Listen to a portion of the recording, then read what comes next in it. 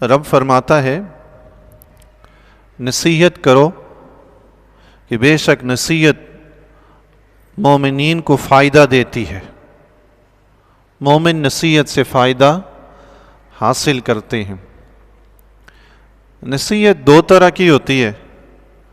بس اوقات ایسا ہوتا ہے کہ کوئی انسان کسی انسان کو نصیحت کرتا ہے، وہ اس سے سبق حاصل کر لیتا ہے۔ والدین نصیحت کرتے ہیں یا اساتذہ کرتے ہیں یا محلے کے بڑے بزرگ کوئی دیکھ کے غلطی کوتاہی کمی بیشی تو وہ نصیحت کرتے ہیں کہ بیٹا ایسے نہیں، ایسے کرو، یہ صحیح نہیں، یہ صحیح ہے، غلط یہ ہے، تو نصیحت کرتے رہتے ہیں۔ پھر رب نے فرمایا کہ نصیحت مومنین کو فائدہ دیتی ہے، مومن نصیحت سے فائدہ حاصل کرتے ہیں، وہ نفع حاصل کر لیتے ہیں۔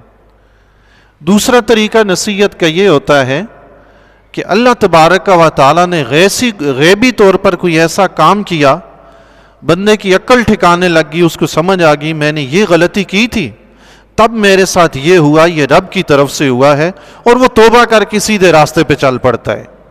یہ رب کی طرف سے نصیحت ہوتی ہے، کچھ بندوں کی طرف سے نصیحت ہوتی ہے۔ اب رب کی طرف سے جو نصیحت ہوتی ہے وہ کسی کسی کے پلے پڑتی ہے، کسی کو سمجھ ہی نہیں آتی بات کہ ہوا کیا ہے۔ بسا اوقات ایسا بھی ہوتا ہے کہ کوئی انسان کسی کا حق مارتا ہے، 5 10 20 30 روپے اس پہ ڈکیتی پڑی اور اس کے کئی گئے، آگ لگی تو کئی مال ضائع ہو گیا، لیکن اس کو پتہ نہیں ہوتا کہ میں نے کسی کا حق مارا تھا، یہ اس کی وجہ سے اللہ کی طرف سے مجھے سزا ملی ہے۔ وہ سوچتا ہی نہیں، سمجھتا ہی نہیں۔ جنہیں اللہ نے سوچ اور سمجھ عطا کی ہوتی ہے نا، وہ فوراً سمجھ جاتے ہیں اور توبہ تائب بھی ہوتے ہیں، سیدھے راستے پہ بھی چل پڑتے ہیں۔ تو نصیحت کے اس طرح کے کئی واقعات ہیں بزرگان دین کے جنہوں نے نصیحت حاصل کی، اللہ کی طرف سے کوئی غیبی اشارہ ہوا اس سے نصیحت حاصل کی، یا کسی نے نصیحت کی تو اس سے نصیحت حاصل کر لی۔ اللہ کے ایسے کئی محبوب بندے گزرے ہیں جن کی زندگی گناہوں سے لتڑی ہوئی تھی، مگر نصیحت ایسی کارگر ہوئی کہ تا حیات اللہ کے راستے پہ چلے تو پھر چلتے ہی رہے، سبحان اللہ، پھر زندگی اسی راستے پہ گزری۔ انہی بزرگان دین میں سے ایک معروف و مشہور ہستی حضرت حبیب اجمی رحمۃ اللہ تعالی علیہ کی ذات گرامی بھی ہے۔ آپ رحمۃ اللہ تعالی علیہ ہیں، بڑے امیر، ابتدائی زندگی میں بہت زیادہ امیر تھے، لوگوں کو قرض وغیرہ دیتے تھے اور سود پہ دیا کرتے تھے، اور لوگوں سے سود وغیرہ وصول کر کے اسی پہ بسر اوقات کرتے تھے، اپنی رقم ضائع نہیں کرتے تھے۔ سود میں قرض سے جو نفع حاصل ہوتا ہے اسی نفع سے وہ اپنی زندگی کے ایام گزار رہے تھے۔ آج کل ہمارے ہاں بھی ایسا ہوتا ہے، لوگ بینکوں میں پیسے وغیرہ لکھوا دیتے ہیں، کئی لاکھ روپے ہوتے ہیں، پھر اس پہ جب ماہانہ سود وغیرہ بنتا ہے تو وہ بھی ہزاروں میں بنتا ہے، لوگ اپنے گھر اسی سے چلاتے ہیں۔ ایسا بھی اس معاشرے میں ہو رہا ہے۔ گو کہ سود کے بارے میں یہ اللہ تعالیٰ نے فرمایا ہے کہ سود کھانا اللہ اور اس کے رسول کے ساتھ جنگ کرنا ہے۔ اب کیسے لوگ ہیں کہ اللہ اور اس کے رسول کے ساتھ جنگ کرنے کو تیار ہیں، اور پتہ ہے کہ اللہ اور اس کے رسول کے ساتھ جنگ کا نتیجہ کیا نکلتا ہے، یہ انہیں پتہ نہیں۔ اگر پتہ چل جائے نا تو وہ آج ہی توبہ طائب ہو جائیں، وہ سیدھے راستے پہ آ جائیں۔ اللہ تعالیٰ حرام کھانے سے محفوظ رکھے۔ حضرت حبیب اجمی رحمۃ اللہ تعالی علیہ ہیں، سود کھاتے تھے، سودی کاروبار کرتے تھے، زندگی کی بسر اوقات اسی سودی کاروبار پہ تھی۔ آپ رحمت اللہ تعالی علیہ ہیں، مقروض کے گھر جاتے، اگر آپ کا قرضہ وغیرہ نہ ملتا تو تب بھی سود کی رقم لیے بغیر واپس نہیں آتے تھے، کچھ نہ کچھ سود وغیرہ لے کر ہی گھر آتے تھے۔ ایک مرتبہ کسی مقروض کے گھر گئے، وہ شخص گھر میں نہیں تھا، اس کی بیوی تھی۔ آپ رحمت اللہ تعالی علیہ نے دروازہ بجایا، دستک دی تو بیوی اندر سے بولی، آپ نے فرمایا میں حبیب اجمی ہوں اور قرض لینے کے لیے آیا ہوں۔ اس نے کہا میرا شوہر گھر پہ نہیں ہے، تو کہا گھر سے جو کچھ مال سامان وغیرہ ہے وہ دے دو۔ اس نے کہا میرے پاس کچھ ہے ہی نہیں آپ کو دینے کے لیے، البتہ ایک بکری ذبح کی تھی، اس کا ایک سر بچا ہوا ہے، اگر آپ کہیں تو وہ سر میں آپ کو دے دیتی ہوں۔ تو حبیب اجمی رحمت اللہ علیہ نے فرمایا وہی سر مجھے دے دو۔ اس نے وہ بکری کا سر اٹھایا، حضرت حبیب اجمی رحمت اللہ تعالی علیہ کے حوالے کر دیا۔ آپ رحمت اللہ تعالی علیہ بکری کا سر لے کر گھر آئے، بیوی سے فرمایا اسے پکاؤ، کھانا تیار کرو۔ بیوی نے کہا کہ محترم گھر میں نہ لکڑیاں ہیں کہ آگ جلاؤں، نہ آٹا ہے کہ روٹی پکاؤں۔ آپ نے فرمایا فکر نہیں کرو، اس کا اہتمام بھی میں اپنے مقروضوں سے سود لے کر کروں گا۔ آپ گھر سے باہر چلے گئے، جو قرض دار تھے جنہیں قرض وغیرہ دیا ہوا تھا ان کے پاس گئے، لکڑیاں بھی ان سے لے کر آئے اور آٹا بھی ان سے لے کر آئے، بغیر کچھ ادا کیے سود میں مال بٹور کے لے کے آ گئے۔ گھر لے کے آئے،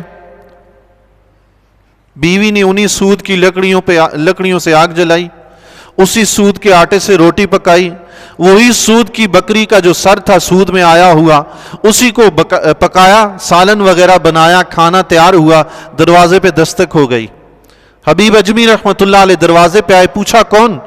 تو کہنے والے نے کہا، دستک دینے والے نے کہا کہ سائل ہوں، میری کچھ مدد کیجئے۔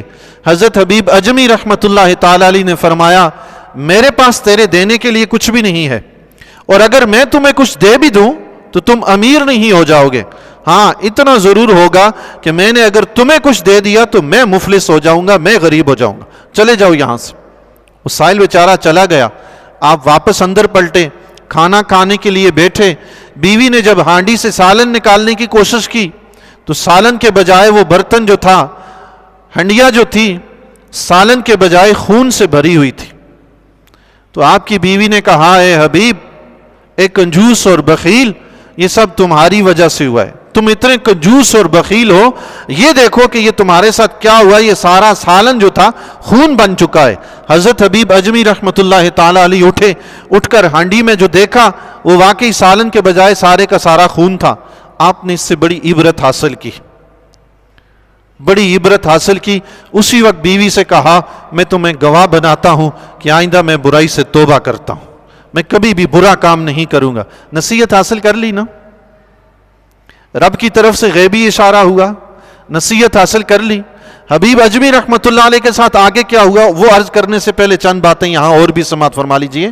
رب کائنات اس دنیا میں ہر انسان کو عبرت کا سبق ضرور سکھاتا ہے، خواہ وہ اس کی ذات کے ذریعے سکھائے یا کہیں اور سے سکھائے، سکھاتا ضرور ہے، سیکھتا صرف وہی ہے جو اللہ کا بندہ ہوتا ہے، جس کے دل و دماغ پہ شیطان سوار ہو، جو سر سے پاؤں تک مجسمہ شیطانیت بنا ہوا ہو، وہ عبرت حاصل نہیں کرتا، وہ کبھی سوچتا ہی نہیں۔ نصیحت وہی حاصل کرتا ہے جس کے دل میں اللہ کا خوف رتی بھاری کیوں نہ ہو، تھوڑا بہت رب کا احساس ہو، وہ عبرت حاصل کر لیتا ہے۔ اللہ تبارک و تعالیٰ نے موسیٰ علیہ السلام کو بنی اسرائیل کی ہدایت کے لیے بھیجا۔ بنی اسرائیل کو فرعونیوں نے اپنے ظلم و ستم میں گرفتار کر رکھا تھا۔ موسیٰ علیہ السلام نے بسیار کوشش کی کہ فرعونی انہیں چھوڑ دیں، مگر وہ چھوڑنے پہ تیار نہ ہوئے۔ تو موسیٰ علیہ السلام نے اللہ کی بارگاہ میں دعا فرمائی، ان کا ظلم و ستم حد سے بڑھ گیا تھا۔ موسیٰ علیہ السلام نے اللہ کی بارگاہ میں دعا فرمائی کہ یا اللہ یہ ظالم اور ستمگر لوگ اس بنی اسرائیل کو چھوڑتے نہیں، مولا تو ہی مدد فرما۔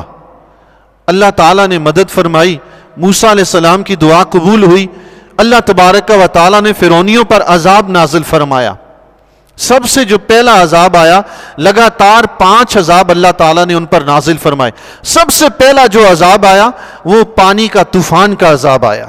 پورا ہفتہ بارش برستی رہی، ان کے گھروں میں پانی بھر گیا، کھیتوں میں پانی، باغات میں پانی، ہر طرف سیلاب ہی سیلاب۔ خدا کی قدرت دیکھیں جی، رب سے تعلق جوڑ لینا، کتنی بھی مشکلات سے دنیا دو چار ہو جائے آپ محفوظ رہیں گے۔ بنی اسرائیل کا گھر، فرعونیوں کے گھر آپس میں ملے جلے ہیں۔ فرعونی کا گھر پانی سے بھرا ہوا ہے، قدم بار نہیں نکال سکتا، حلق تک پانی آیا ہوا ہے، بیٹھتا ہے تو وہیں ڈوب کے مر جاتا ہے۔ ساتھ ہی بنی اسرائیل کے گھر ہیں مگر ان میں قطرہ بھی پانی نہیں ہے۔ سبحان اللہ، ان کا تعلق رب سے تھا نہ ایمان کا تعلق تھا، یہ رب کے قریب تھے۔ اگرچہ گھر ان کے فرعونیوں سے جڑے ہوئے تھے، فرعونیوں کے گھروں میں، ان کی باغات میں، ان کے کھیتوں میں پانی کا سیلاب تھا، مگر یہ محفوظ تھے۔ کیوں؟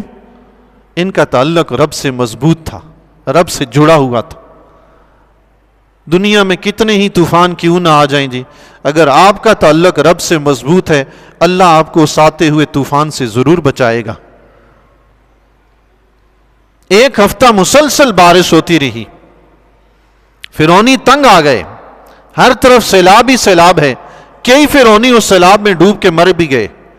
آخر کار چاروں ناچار بڑی مشکل سے موسیٰ علیہ السلام کی بارگاہ میں حاضر ہوئے، عرض کی اے موسیٰ اللہ سے دعا کیجئے، اپنے رب سے دعا کیجئے، اللہ تعالی ہمیں اس مصیبت سے نجات دے، ہم آپ پر ایمان بھی لے آئیں گے اور بنی اسرائیل کو آپ کے ساتھ واپس کر دیں گے، ہم ظلم و ستم چھوڑ دیں گے۔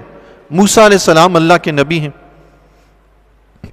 دیکھیں دنیا میں ایسے بھی لوگ ہوتے ہیں جو اپنی بڑی پیاری سی باتوں سے دوسروں کا دل موہ لیتے ہیں، اعتماد حاصل کر لیتے ہیں، اور وہ بیچارہ سیدھا سادہ انسان اعتماد بھی کر لیتا ہے لیکن در حقیقت وہ دوسرے کو نقصان پہنچانا چاہ رہے ہوتے ہیں۔ معاشرے میں ایسے لوگ آپ کو کئی قسم کے ملیں گے، آپ ان پر اعتماد کر لیں گے کہ بھئی قسم کھا رہا ہے، بات کر رہا ہے، سچ کہہ رہا ہے، میرا لحاظ کر رہا ہے، ٹھیک ہی کر رہا ہوگا، لیکن پتہ نہیں ہوتا کہ بعد میں وہ کتنا بڑا دھوکہ دے جاتا ہے۔ موسیٰ علیہ السلام اللہ کے نبی تھے، ان پر اعتماد کر لیا، دل میں رحمت تھی، کرم تھا، اللہ کے نبی ہیں، اللہ کی مخلوق پر رحم و کرم تو انبیاء کرتے ہی آئے ہیں۔ موسیٰ علیہ السلام بھی رحیم تھے، کریم تھے۔ موسیٰ علیہ السلام نے سنا تو اللہ کی بارگاہ میں دعا فرمائی، اللہ تعالیٰ نے وہ عذاب ایک ہفتے کے بعد ان سے دور فرما دیا۔ ایک مہینہ سکون سے گزارا، مگر اس ایک مہینے کے دوران نہ تو وہ موسیٰ علیہ السلام پر ایمان لائے، نہ ہی انہوں نے بنی اسرائیل کو موسیٰ علیہ السلام کے حوالے کیا، اور نہ ہی اپنے ظلم و ستم سے ہاتھ کھینچا، بلکہ ظلم و ستم میں حد سے بڑھ گئے۔ سیلاب آنے کے بعد جب پانی خشک ہوا، ان کے جو کھیت تھے وہ دوبارہ ایسے ہرے بھرے ہو گئے کہ ایسے پہلے کبھی نہیں ہوئے تھے، درختوں پہ پھل ایسے آئے کہ ایسے پہلے کبھی نہیں آئے تھے۔ انہوں نے کہا اے موسیٰ یہ تو ہماری بھلائی کے لیے آیا تھا طوفان، یہ ہمیں نقصان دینے تو نہیں آیا، یہ دیکھو ہمارے کھیت کتنے ہرے بھرے ہو گئے، درخت ہمارے کتنے پھلدار ہو گئے۔ وہ ایمان نہیں لائے۔ ایک مہینے کے وقفے سے اللہ تبارک و تعالی نے ایک مہینے کے بعد دوبارہ ان پر ٹڈیوں کا عذاب بھیجا۔ ٹڈیاں اتنی کثرت سے آئی، اتنی کثرت سے ان کے گھر بھی بھر گئے، باغات بھی ٹڈیوں سے بھر گئے، فصلوں کے کھیت بھی ٹڈیوں سے بھر گئے۔ ٹڈیوں نے فصلیں کھا کھا کے تباہ کر دی، گھروں میں پریشان حال ہیں، ٹڈیاں اچھلتی ہیں، منہ میں چلی جاتی ہیں، کھانوں میں چلی جاتی ہیں، بڑے پریشان ہوئے۔ یہ کیا مصیبت نازل ہو گئی ہے۔ پھر موسیٰ علیہ السلام کی بارگاہ عالیہ میں حاضر ہوئے، موسیٰ علیہ السلام کی بارگاہ میں پھر عرض کی اے موسیٰ اب اللہ سے دعا کیجئے، اللہ تعالی ہمیں اس مصیبت سے نجات دے، ہم ایمان بھی لے آئیں گے اور بنی اسرائیل کو آپ کے حوالے کر دیں گے۔ موسیٰ علیہ السلام نے دوسری مرتبہ پھر دعا فرما دی، اللہ تعالیٰ نے پھر عذاب دور کر دیا، ایک ہفتے کا عذاب پھر ختم ہو گیا۔ لیکن وہ فرعونی اپنی بات پہ اڑے رہے، باقی جو پھل فروٹ تھا، باقی جو فصلیں تھیں وہ پہلے سے بھی زیادہ اچھی تھی۔ انہوں نے کہا جو کچھ ہے ہمارے لیے کافی ہے، ہمیں تمہاری غلامی کی ضرورت نہیں ہے۔ ظلم و ستم میں پہلے سے زیادہ حد سے بڑھ گئے۔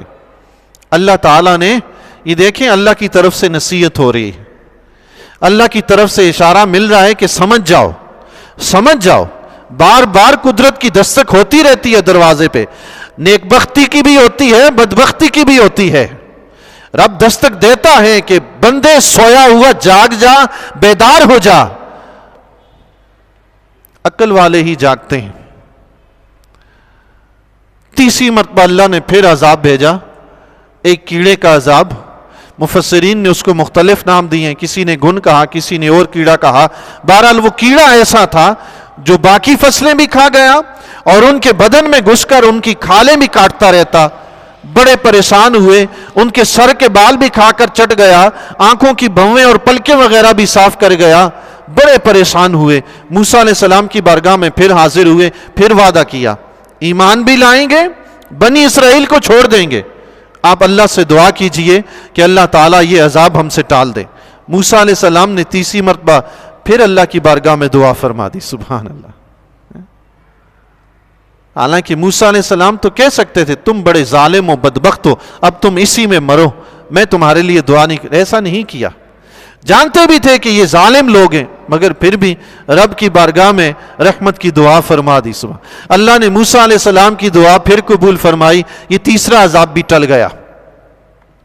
چوتھی مرتبہ پھر انہوں نے تیسری مرتبہ پھر عہد شکنی کی, پھر ظلم و ستم میں حد سے بڑھے.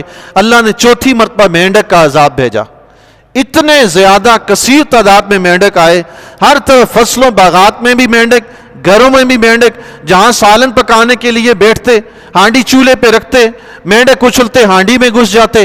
کھانا کھانے کے لیے بیٹھتے مینڈک اچھلتے منہ میں گھس جاتے. کسی محفل میں بیٹھتے مجلس جماتے مینڈک اچھلتے مجلس میں ڈھیر ہو جاتے. انہیں کہیں بیٹھنے کا چین بھی نہیں ملتا تھا, نہ سو سکتے تھے نہ بیٹھ سکتے تھے. مینڈک اتنی کثیر تعداد میں آئے اور انہیں پریشان حال کر دیا. ایک ہفتہ یہ عذاب بھی رہا. موسیٰ علیہ السلام کی بارگاہ میں حاضر ہوئے. موسیٰ علیہ السلام نے اللہ کی بارگاہ میں چوتھی مرتبہ پھر دعا فرمائی اور اللہ کی بارگاہ میں موسیٰ علیہ السلام کی دعا قبول ہوئی. چوتھی مرتبہ پھر عذاب ٹل گیا. لیکن یہ پھر اپنے وعدے سے مکر گئے. انہوں نے پھر عہد شکنی کی. پانچویں مرتبہ اللہ تعالیٰ نے ایسا عذاب بھیجا جو پانی ندی کا تھا, نالے کا تھا, چشمے کا تھا, دریا کا تھا, کنویں کا تھا, جو بھی پانی بھر کے لاتے وہ سارے کا سارا خون کا خون ہوتا, پانی ہوتا ہی نہیں تھا. بڑے پریشان ہوئے کہ یہ کیا ماجرا ہے. فرعون کے پاس حاضر ہوئے. فرعون نے کہا کہ یہ موسیٰ کی جادوگری ہے, اس نے نظر بندی کر دی. انہوں نے کہا یہ کیسی نظر بندی ہے, ہمارے برتن میں خون نظر آتا ہے اور بنی اسرائیلیوں کے برتن میں وہی پانی ہوتا ہے. یہ کیسی نظر بندی ہے کہ ایک طرف نظر بندی ہے دوسری طرف وہ پانی ہے. فرعون نے کہا اچھا ایسا کرو تم بھی بنی اسرائیل کے برتنوں سے پانی بھرو. انہوں نے ایسا ہی کیا. بنی اسرائیل پانی بھرتے وہ پانی ہوتا, فرعونی پانی بھرتے وہ خون ہوتا. بڑے پریشان ہوئے. پھر فرعون کے پاس پہنچے. فرعون نے کہا ایسا کرو جس برتن سے بنی اسرائیل پانی پیتے ہیں تم بھی اسی برتن سے منہ لگا کے پانی پیو. انہوں نے ایسا بھی کیا. بنی اسرائیل پانی پیتے وہ پانی ہوتا, فرعونی پانی پیتے وہ خون بن جاتا. اللہ اکبر. اللہ تعالیٰ نے ان 5 عذابات کا ذکر قرآن میں فرمایا ہے. بڑے تنگ آئے, فرعون کے پاس پھر پہنچے. فرعون نے کہا ایسا کرو بنی اسرائیل کے منہ والا پانی پیو. پھر وہ بنی اسرائیل کے پاس گئے, ان سے کہنے لگے برتن سے پانی اپنے منہ میں لے کر اپنے منہ سے ہمارے منہ میں ڈالو. انسان کی طبیعت نفاست پسند ہونا تو انسان کسی کا جھوٹا کھانا بھی پسند نہیں کرتا, چاہے جائے کہ اس کے منہ کا نکالا ہوا اپنے منہ میں ڈالے. لیکن خدا کی قدرت دیکھیں, فرعونی اس بات پر بھی مجبور ہو گئے جنہیں وہ اپنا نوکر چاکر غلام سمجھتے تھے, جن پر وہ ظلم و ستم کرتے تھے, ان کے منہ سے پانی نکال کر پینے لگے. مگر بنی اسرائیل جب اپنے منہ میں پانی لیتے وہ پانی ہوتا, لیکن جب اپنے منہ سے ان کے منہ میں ڈالتے وہ خون بن جاتا. اللہ سے کوئی مقابلہ کر سکتا ہے کیا؟ سیدھا سیدھا یہ کیوں نہیں کرتے کہ اللہ کی بات مان لیں, بات ختم ہو جائے, جان ہی چھوٹ جائے مصیبتوں پریشانیوں. رب کی بات مان لیں بس. نہیں مانی بات. موسیٰ علیہ السلام کی بارگاہ میں حاضر ہوئے. موسیٰ علیہ السلام نے 5ویں مرتبہ پھر دعا فرمائی. موسیٰ علیہ السلام کی دعا کرنے سے اللہ تعالیٰ نے یہ 5واں عذاب بھی ان سے اٹھا لیا. بنی اسرائیل بیچارے اسی ظلم و ستم میں پستے رہے, مگر فرعونی انہوں نے نہ ایمان لانا تھا نہ وہ ایمان لائے. کفر اور جہالت کبھی انسان کو نصیحت حاصل کرنے کی توفیق نہیں دیتے. اللہ کے تھوڑا سا بھی خوف اگر دل میں ہونا بندہ نصیحت حاصل کر لیتا ہے. حبیب اجمی رحمت اللہ تعالی علیہ کے ساتھ ایک دفعہ واقعہ ہوا, فرعونیوں کے ساتھ مسلسل 5 دفعہ ہوئے, کچھ حاصل نہیں ہوا. حضرت حبیب اجمی رحمت اللہ علیہ کے ساتھ ایک دفعہ واقعہ رونما ہوا, اسی وقت توبہ کی, بیوی کو گواہ بنایا, فرمایا میں آئندہ تمہیں گواہ بنا کے کہتا ہوں کسی قسم کی کوئی برائی نہیں کروں گا, میں توبہ کرتا ہوں. توبہ کر کے گھر سے نکلے کہ میں جا کے جن جن کا سود ہے ان سب کو میں معاف کر کے آتا ہوں. گھر سے نکلے, راستے میں میدان میں بچے کھیلتے ہوئے نظر آئے. بچوں نے جب حضرت حبیب اجمی رحمت اللہ علیہ کو دیکھا تو ایک دوسرے سے کہنے لگے ہٹ جاؤ راستے سے ہٹ جاؤ، حبیب سود خور آ رہا ہے، کہیں اس کے پاؤں کی گرد تمہارے اوپر نہ پڑے اور تم بھی اس جیسے سود خور بن جاؤ۔ بچوں نے ایک دوسرے سے کہا۔ حبیب اجمی رحمت اللہ علیہ سن کے بڑے شرمندہ ہوئے، یا اللہ میں کتنا بدکار سے آکار انسان ہوں کہ بچے بھی مجھ سے بھاگتے ہیں کہ میری نوست کی وجہ سے وہ بھی گناہگار ہو جائیں گے۔ اللہ اکبر۔ وہاں سے سیدھے حضرت حسن بصری رحمت اللہ علیہ کی بارگاہ میں حاضر ہوئے۔ حضرت حسن بصری رحمت اللہ علیہ کی مجلس میں جب ان کے واعظ و نصیحت سنے تو وہاں پہ رو پڑے، روئے اور دوبارہ سچے دل سے اللہ کی بارگاہ میں توبہ کی۔ اب جب توبہ کر کے حضرت حسن بصری رحمت اللہ علیہ کی بارگاہ سے باہر نکلے، واپس اپنے گھر کی طرف آئے تو راستے میں ایک مکروز ملا۔ اس مکروز نے جو ہی آپ کو دیکھا تو دیکھ کر بھاگنے لگا۔ آپ رحمت اللہ علیہ نے دور سے یہ آواز دی، فرمایا اب تم نہیں بھاگو، اب تو مجھے تم سے بھاگنا چاہیے کہ کہیں میرے گناہوں کی نوست تمہاری اوپر نہ پڑ جائے۔ اللہ اکبر۔ نصیحت حاصل کر لی نا، زندگی بدلنی شروع ہو گئی، وہ طور طریقے وہ اعمال بدلنے شروع ہو گئے۔ آپ چلتے ہوئے راستے میں اسی میدان میں پہنچے جس سے پہلے گزرے تھے۔ بچوں نے کہا تھا کہ بھاگ جاؤ کہ ان کے پاؤں کی گرد تمہارے اوپر نہ پڑ جائے اور تم بھی سود خور بن جاؤ۔ اسی میدان سے گزرے، وہیں بچے اسی طرح کھیل رہے تھے جیسے پہلے کھیل رہے تھے۔ اب بھی انہوں نے حبیب اجمی کو دیکھا، پہلے بھی دیکھا تھا مگر پہلے کچھ اور کہا تھا۔ اب جو حبیب اجمی حسن بصری کی بارگاہ سے واپس آئے، سچی توبہ کر کے واپس آئے، اب بھی بچوں نے دیکھا مگر اب بچوں نے کچھ اور کہا۔ اب جب کھیلتے ہوئے بچوں نے دیکھا تو ایک دوسرے سے کہنے لگے، خبردار راستے سے ہٹ جاؤ کہیں تمہاری گرد اڑ کر حبیب طائب پر نہ پڑ جائے اور اللہ تعالیٰ تمہارا نام گناہگاروں میں لکھ دے۔ اللہ اکبر، سبحان اللہ۔ خبردار ہٹ جاؤ راستے سے، حبیب اجمی کو راستہ دے دو۔ سبحان اللہ۔ حبیب اجمی رحمت اللہ علیہ نے پتہ کیا فرمایا؟ حبیب اجمی رحمت اللہ علیہ نے فرمایا، مولا تیری قدرت بھی عجیب ہے، آج ہی توبہ طائب ہوا ہوں اور آج ہی دنیا والوں کے سامنے تو نے میری نیک نامی کا اعلان بھی کروا دیا۔ اللہ اکبر۔ آج ہی توبہ کی تھی۔ رب ادھار نہیں رکھتا، کہتا نا ایک بالش چل کے آؤ گے، ایک ہاتھ چل کے آؤں گا۔ بندہ جو ہی رب کی طرف بڑھتا ہے نا، رب فوراً اسے تھام لیتا ہے، اپنی دامن رحمت میں لے لیتا ہے، پھر اسے تنہا نہیں چھوڑتا۔ شرط یہ ہے بندہ آگے تو بڑھے، اپنے رب کی طرف تو بڑھے۔ حبیب اجمی رحمت اللہ علیہ سچی توبہ کر کے گھر آئے، اپنا سارا مال ساز و سامان سب اللہ کے راستے میں بانٹ دیا، مقروضوں کو معاف کر دیا، جن سے سود وغیرہ لیا تھا ان کا بھی ادا کیا، معافی تلافی بھی کی، گھر کا سارا ساز و سامان اللہ کے راستے میں لوٹا دیا۔ کچھ بھی نہ بچا تو پھر سائل آیا۔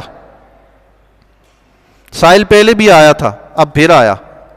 اس وقت بھی آیا تھا جب گھر سامان سے بھرا ہوا تھا، لیکن جواب یہ دیا تھا کہ میرے دینے سے تم امیر نہیں ہو جاؤ گے، البتہ تمہیں دیا تو میں غریب ہو جاؤں گا۔ لیکن اب جب راستہ بدلا ہے، نیت بدلی ہے، توبہ کر لی ہے، اب جب سائل گھر میں آتا ہے دینے کو کچھ بھی نہیں ہے، مگر سائل کو خالی نہیں لٹایا۔ کیا کیا؟ سائل نے کہا اللہ کے نام پہ دو۔ گھر میں دیکھا کچھ نہیں، اپنا کرتا اتارا اور وہی سائل کو دے دیا۔ سبحان اللہ۔ کوئی ہوتا ہے جو عبرت حاصل کرتا ہے، جو نصیحت حاصل کرتا ہے۔ آپ رحمت اللہ تعالی علیہ نے سب کچھ اللہ کے راستے میں لٹا دیا، دریائے فرات کے کنارے ایک عبادت خانہ بنایا۔ آپ رحمت اللہ علیہ رات بھر وہاں جا کر عبادت میں مصروف رہتے، دن میں حضرت حسن بصری رحمت اللہ تعالی علیہ کی بارگاہ عالیہ میں حاضر ہوتے، وہاں سے تعلیم و تعلم کا ذریعہ جاری رہا، آپ وہاں جا کر علم سیکھتے اور رات کو آ کے پھر اپنے عبادت خانے میں چلے جاتے، دریا کے کنارے رات بھر اللہ کی بارگاہ میں عبادت میں مصروف رہتے۔ پھر وہ وقت بھی آیا کہ اللہ تبارک و تعالی نے آپ کو مستجاب الدعوات بنا دیا۔ ایک مرتبہ آپ رحمت اللہ تعالی علیہ کی بیوی نے فرمایا کہ اب گھر میں کھانے پینے کے لیے کچھ بھی نہیں ہے تو مہربانی کر کے کچھ محنت مزدوری کر کے کچھ خورد و نوش کا اہتمام کیجیے۔ حضرت حبیب اجمی رحمت اللہ علیہ گھر سے نکلے اور جا کر اپنے عبادت خانے میں بیٹھ کے اللہ کی عبادت میں مصروف رہے۔ شام کو گھر آئے، بیوی نے پوچھا کچھ مزدوری لائے ہیں؟ حضرت حبیب اجمی رحمت اللہ علیہ نے فرمایا میں جس کے پاس مزدوری کرنے کے لیے گیا تھا اس نے خود دی نہیں اور وہ بڑا کریم ہے، مجھے اس سے مانگتے ہوئے شرم آتی تھی، اس لیے میں مانگے بغیر ہی واپس آ گیا، خود اس نے دی نہیں، میں نے مانگی نہیں۔ تو بیوی نے کہا مہربانی کرنا، اب جب دوبارہ جائیں تو ان سے کچھ لے کے آنا۔ حبیب اجمی رحمۃ اللہ علیہ نے فرمایا 10 دن کے بعد وہ خود ہی بھیج دے گا، 10 دن کے بعد میری جو مزدوری بنتی ہوگی وہ خود ہی بھیج دے گا۔ آپ رحمۃ اللہ علیہ سارا دن جا کر عبادت خانے میں اللہ کی عبادت میں مصروف رہتے، شام کو گھر آتے۔ ایک دن 10 دن کے بعد جب گھر آئے تو گھر سے کھانے کی خوشبو آ رہی تھی۔ گھر میں داخل ہوئے تو بیوی سے پوچھا یہ کھانے کی خوشبو آ رہی ہے، کھانا کہاں سے آیا؟ تو بیوی نے کہا آپ جس کے پاس مزدوری کرنے کے لیے جاتے ہیں نا، اس نے آج ایک بندہ بھیجا تھا، اس بندے کے ہاتھ اس نے 1 بوری آٹے کی اور 1 ذبح کی ہوئی سالم پوری بکری، کچھ شہد اور گھی اس نے بھیجا ہے، اور 300 درہم بھی دیے ہیں، اور اس نے ساتھ آپ کے لیے پیغام بھی بھیجا ہے۔ حبیب اجمی رحمۃ اللہ علیہ نے فرمایا پیغام کیا ہے؟ بیوی نے کہا انہوں نے پیغام یہ بھیجا ہے کہ حبیب سے کہنا اپنی مزدوری میں ترقی کرے، کچھ اضافہ کرے، ہم اس کے صلے میں اضافہ کر دیں گے۔ سبحان اللہ، اللہ اکبر۔ حبیب اجمی رحمۃ اللہ علیہ رو پڑے، فرمایا اللہ کی بندی، میں کس کی مزدوری کرتا ہوں؟ میں تو سارا دن اللہ کی عبادت میں مصروف رہتا تھا، یہ تو اس پروردگار کا کرم ہے کہ اس نے بھیجا ہے۔ اللہ اکبر، سبحان۔ پھر ہم واپس آ جائیں جی، اپنے رب کی طرف آ جائیں۔ بہت دنیا کما لی، بہت دھکے کھا لیے۔ اچھا، رب کی طرف آنے سے محنت مزدوری کرنا منع نہیں ہے، وہ بھی کریں، رب کو یاد رکھیں، اٹھتے بیٹھتے چلتے پھرتے اپنے رب کو یاد رکھیں، یہ کوئی مشکل کام نہیں ہے۔ اللہ کا ذکر زبان پہ جاری رہے، نہیں تو دل اللہ کی یاد میں مصروف رہے، یہ کوئی اتنا مشکل کام نہیں ہے۔ چلتے پھرتے اٹھتے بیٹھتے ہر وقت ہم کر سکتے ہیں۔ رب سے جب تعلق مضبوط ہو جائے گا نا، آپ یقین جانیں دنیا بھی سنورے گی، آخرت بھی سنورے گی۔